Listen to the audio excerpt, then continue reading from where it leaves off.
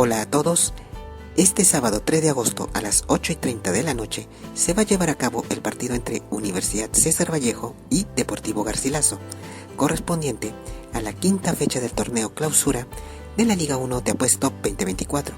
El escenario será en el Estadio Mansiche, ubicado en Trujillo, La Libertad. Esperemos de que haga un excelente partido y que gane el mejor.